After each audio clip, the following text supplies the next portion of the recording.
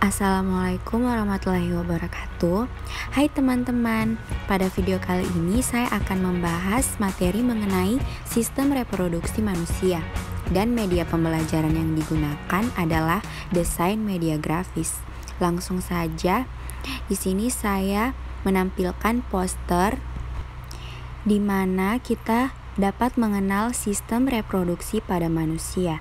Jadi, sistem reproduksi adalah sistem organ seks dalam organisme yang bekerja sama untuk tujuan reproduksi itu sendiri. Nah, sistem reproduksi pada manusia ini baik pria maupun wanita memiliki struktur organ internal dan eksternalnya masing-masing. Jadi, setiap organ dalam sistem tersebut memiliki fungsi yang berbeda-beda pula. Jadi, proses reproduksi itu diawali dari proses seksual, yaitu ketika sel sperma bertemu dengan sel telur melalui hubungan seksual. Nah, fungsi sistem reproduksi pada manusia ini bekerja saling melengkapi satu sama lain. Berikut penjelasannya. Bisa teman-teman lihat pada poster, di situ tertera gambar sistem reproduksi pria di mana terdiri dari bagian-bagian vas deferens, kelenjar prostat, epididymis, penis, skrotum, dan testis.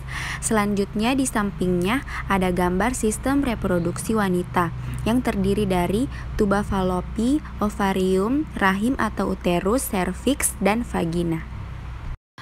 Selanjutnya di sini saya akan membacakan fungsi dari bagian-bagiannya. Yang pertama ada penis. Penis adalah organ vital pada pria yang juga berfungsi sebagai organ ekskresi untuk urinasi atau sebagai saluran kencing. Kemudian ada skrotum.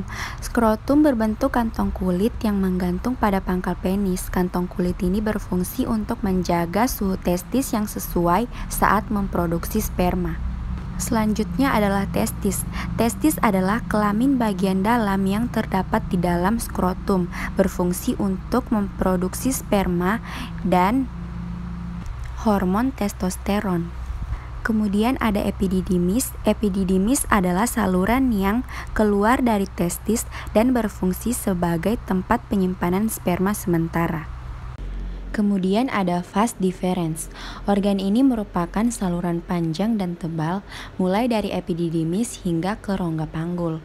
Organ ini terletak di belakang kandung kemih yang berfungsi mengantar sperma matang ke uretra sebagai persiapan ejakulasi. Dan yang terakhir ada kelenjar prostat. Jadi kelenjar prostat adalah kelenjar yang terletak di bawah kantung kemih yang berfungsi menghasilkan cairan yang bersifat asam. Nah, selanjutnya saya akan membacakan fungsi dari bagian-bagian sistem reproduksi wanita. Yang pertama adalah vagina. Vagina adalah saluran yang menghubungkan serviks atau leher rahim ke bagian luar tubuh. Vagina juga sebagai tempat mengalirnya darah, menstruasi, dan saluran untuk melahirkan. Kemudian ada tuba falopi. Saluran ini berjumlah sepasang kanan dan kiri. Bentuknya menyerupai tabung kecil dan tipis yang menempel di bagian atas rahim. Organ ini berfungsi sebagai saluran untuk sel telur atau ovum bergerak dari ovarium menuju rahim. Selanjutnya rahim atau uterus. Rahim adalah organ berongga yang bentuknya menyerupai buah pir. Organ ini berfungsi sebagai tempat berkembangnya janin setelah sel telur dibuahi oleh sperma. Kemudian ovarium. Ovarium atau indung telur berjumlah sepasang dan terletak di rongga perut. Ovarium diselubungi kapsul pelindung dan mengandung beberapa folikel. Di dalam folikel terdapat sel telur atau ovum yang siap dibuahi. Folikel juga menghasilkan hormon khas wanita yaitu estrogen dan progesteron. Dan yang terakhir, serviks. Serviks adalah struktur rahim bagian bawah rahim yang terhubung ke vagina. Salah satu fungsi penting serviks adalah memproduksi lendir yang membantu menyalurkan sperma dari vagina ke rahim selama proses seksual. Baik teman-teman, sekian materi yang bisa saya sampaikan lewat poster ini. Saya ucapkan mohon maaf bila ada salah kata dan saya ucapkan wassalamualaikum warahmatullahi wabarakatuh.